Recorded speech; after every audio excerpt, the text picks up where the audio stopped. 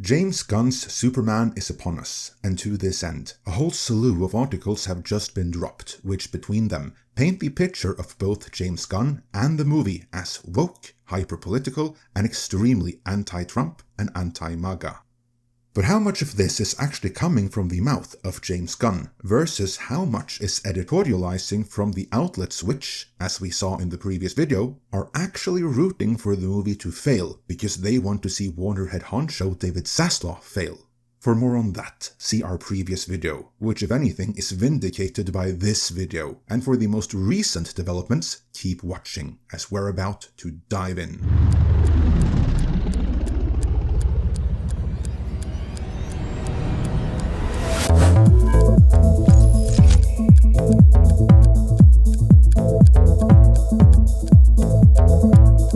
The embargo for social media reactions to Superman have just been lifted, and these aren't just the reactions from paid influencers or hand-picked reviewers that are predisposed to liking what they see, which is how Disney movies like Snow White and Captain America Brave New World all got rave early reactions before being torn a new one by the general audience. No, these are the reactions from all critics, even the ones that have been critical of the movie up front and even had public spats with James Gunn, like Grace Randolph, and the reactions are still overwhelmingly positive. That is not to say that the general audience will be as blown away, or that each and every one of you watching will like it. But it is to say that the move we saw last week to push the movie as the worst Superman ever and a disaster waiting to happen was driven by an overt desire and want to see the movie fail within the entertainment media complex. And I submit that desire is why some write-ups in major outlets of a Seed interview have framed it in a manner which will not only draw clicks, but breed discontent in who Hollywood begrudgingly has to admit is actually the main audience. For a great case in point, check out Variety's Mark Malkin, you know, he who goes on the red carpet to ask the cast of the latest Marvel thing if this is the gayest thing ever. I'm told, I've seen the first episode, but Agatha is the gayest Marvel project yet. Do you agree? It better be, because that's what I signed up for. Yeah, 100%. 100%. Get gayer and gayer as each episode goes. Yes, darling, but I can't tell you how. I can't tell you anything, but yes, it will be a gay explosion by the end. So, the show has been described to me as the gayest Marvel project to date. Do you agree? For Superman, he used this Seed article, or rather, some of the more clickbaity pieces derived from it, and desperately tried to make it about Trump and MAGA, goading everyone he could find on the red carpet into making incendiary statements. Oh, James has said that Superman is an immigrant story, that it is political. MAGA today was getting a little upset that he called Superman an immigrant. I wanted to get your reaction. Somebody needs a hug. It's just a movie, guys. It's just a movie. Your boss, your brother, talked about Superman being an immigrant. And now MAGA is already upset that he's called Superman an immigrant. I wanted to get your reaction. My reaction to that is that it is exactly what the movie is about, I think. That, we support our people, We love our immigrants. Yes, Superman is an immigrant. And yes, the people that we support in this country are immigrants. And if you don't like that, then you're not American. People who say no to immigrants are against the American way. They're against what the American dream is all about. Truth, justice, and the American way. Absolutely. James Gunn himself did not bite, though. You said it's an immigrant story. It's a political movie. MAGA today is going nuts. What do you have to say to MAGA? I don't have anything.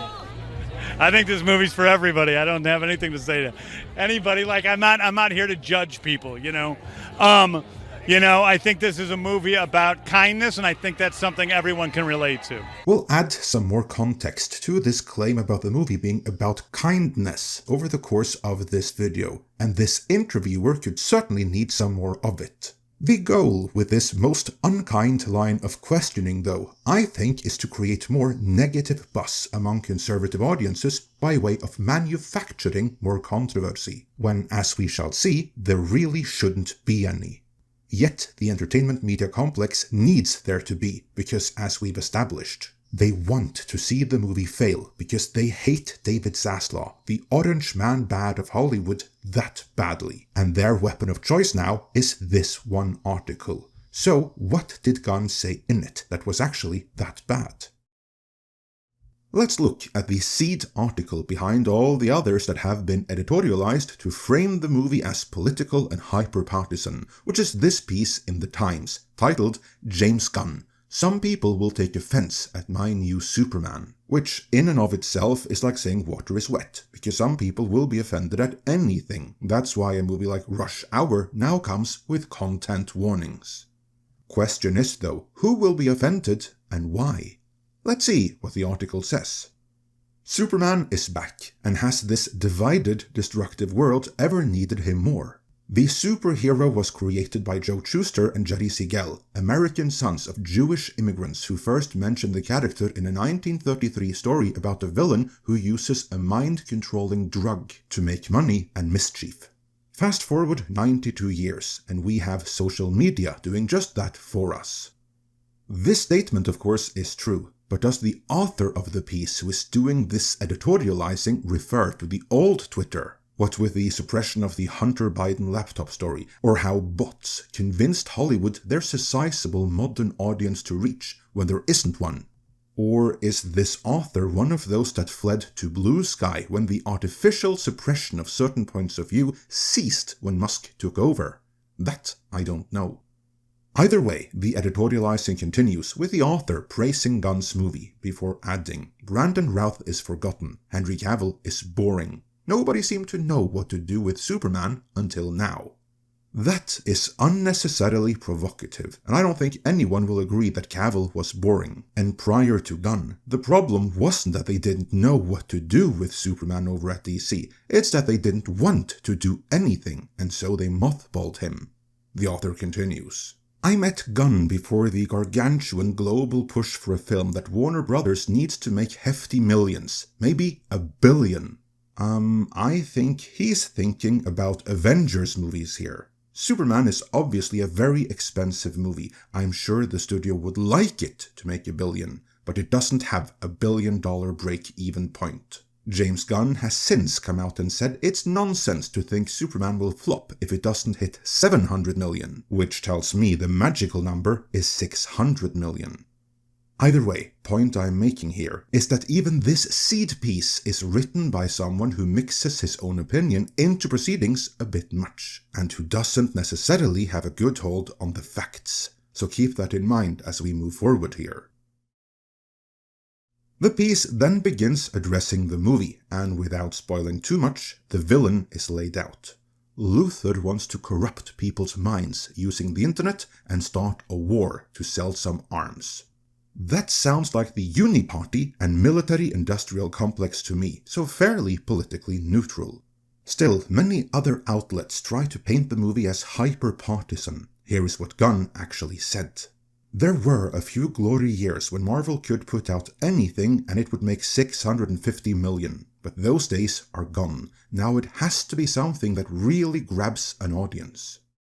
That's where Gunn's actual quote ends and the editorializing resumes, but in a fashion where it looks as though Gunn is the one saying all of this. So there's some 60 minutes level editing going on here as the author continues. One way to do that is with a 10-minute scene that just features Clark and Lois talking about geopolitics and whether Superman should have stopped a war.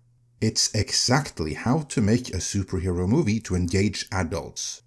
Then Gunn's next quote is strategically positioned between the author's musings. It's definitely the most unusual thing that we put in the movie, Gunn says. The author then carries on. This is a Superman film for the age of endless discourse, with the difference being that the people, Clark and Lois, who disagree with each other here are willing to discuss and even, perhaps, learn. Again, I have not seen the movie, but from the sounds of it, between Gunn and the author, it is a discourse that is being described here, and not a narrative being pushed down the throat of the audience. That is something we need more of. Especially inside the Hollywood bubble, where discussion and outside points of view are instantly shut down and there is no debate. Outside of the Hollywood bubble, of course, different points of view are discussed and have been the entire time. So, perhaps, without realizing it, Gunn may have made a point that is sorely needed inside the Hollywood bubble and among the coastal elites. And we're going to see more of that as we move forward here. Gunn continues. Yes, it's about politics, but on another level it's about morality. Do you never kill no matter what, which is what Superman believes? Or do you have some balance, as Lois believes? It's really about their relationship and the way different opinions on basic moral beliefs can tear two people apart. Here, I'd like to chime in that the people who allow different opinions on politics and different interpretations of morals to tear personal relations apart overwhelmingly tend to be on the left, and often in the Hollywood bubble and coastal elite. That's who really needs the message Gunn appears to want to convey here. Much to the dismay of the entertainment media complex, and you didn't hear Variety's Mark Malkin ask about this on the red carpet. This is where Gunn kinda tells the author to back off and not to read too much into the politics here. But, Gunn says, laughing and keen to remind me that we're not on Newsnight. There is also a flying dog in the film who wears a cape. He is called Crypto, and come on, Clark has glasses and people don't know who he is. He can hold up a building, he's wearing a costume. If I flew around saving people, I wouldn't make myself a costume I had to change into every time. There's something peculiar about a person who makes a costume. Clark is a peculiar guy. So, in other words, yeah, there's always been some politics in Superman, but it's also got a flying dog in it, so this is not the anti-Trump and anti-Maga allegory that some are desperately trying to make it out to be. That, however, is where the author of the piece desperately wants to take this, for he editorializes some more, writing, "The film is coming out during a summer of protests in the US about President Trump's plans for, and rhetoric about, immigrants. Which is jolting given that Superman makes clear that he is a refugee from another place who came to the US. And before you say, Superman has gone woke, this is all in Superman's lengthy history." And then the author rambles on some more. The most relevant thing here, though, is that this is all part of Superman's story, and this whole movie was written when Biden was in office, and the US borders were fully open to everyone except legal immigrants, students, tourists, and others requiring visas. Gunn himself then says, I mean, Superman is the story of America, an immigrant that came from other places and populated the country. But for me, it's mostly a story that says basic human kindness is a value and is something we have lost. And again, I'd like to chime in that it's more lost inside the Hollywood bubble and where people are concerned with social justice, which is inherently toxic. The author then asks if Gunn considered if that will play differently in places like New York and Kansas where Superman grew up, to which Gunn responds, yes, it plays differently, but it's about human kindness, and obviously there will be jerks out there who are just not kind and will take it as offensive just because it's about kindness. But screw them. Which I agree is perhaps not the best choice of words, because that can easily and has been taken out of context. The author then goes on a rant about Trump, connects this to Gunn being fired from Marvel, and asks if one specific scene in the movie is about that, to which Gunn responds, I don't think so, he says grinning. It's not really about me, but people in general driven by rage or the bots governments pay for that creates all sorts of nonsense. Now, I don't know what that grinning was about, but again, it should be emphasized that the movie was written when the government with influence over social media was the Biden government. Yet this is something others can easily read something else into. Gunn then continues. This Superman does seem to come at a peculiar time when people are feeling a loss of hope in other people's goodness. I am telling a story about a guy who is uniquely good. and that feels needed now, because there is a meanness that has emerged due to cultural figures being mean online. That, however, is not the end of the quote, because Gunn continues, and I include myself in this.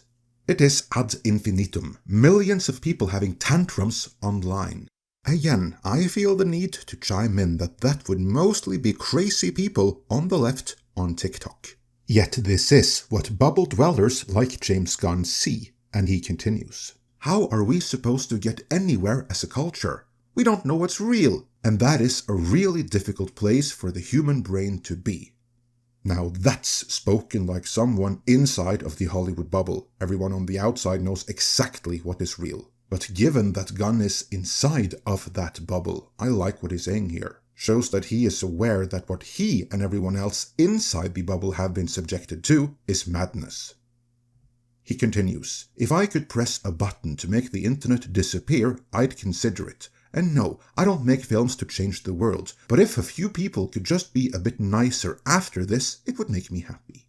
The movie also has what some might consider allusions into current situations in the Middle East, but again, this movie was written before the current situation. About this, Gunn says, when I wrote this, the Middle Eastern conflict wasn't happening. Though here I would interject that the Middle East has been a war zone since the dawn of man. Anyway, he continues, so I try to do little things to move it away from that, but it doesn't have anything to do with the Middle East. It's an invasion by a much more powerful country run by a despot into a country that's problematic in terms of its political history, but has totally no defense against the other country. It really is fictional. Is Gunn 100% honest when he says that? I don't know about that. But I have seen a lot of spin pieces over the years, and I have seen countless filmmakers make highly incendiary statements about the culture, political environment, and the audience. Rarely have I seen someone in Gunn's position as politically neutral as he actually is here. Sure, Gunn has said both polarizing and disturbing things in the past, not defending that, but reading his words in this piece, I get the impression that this movie, which again, was written while Biden was in office, and the US, at least from my outsider perspective, appeared to be at its most divided since the Civil War, while social media, certainly the rage-fueled TikTok, did nothing but add further fuel to that fire.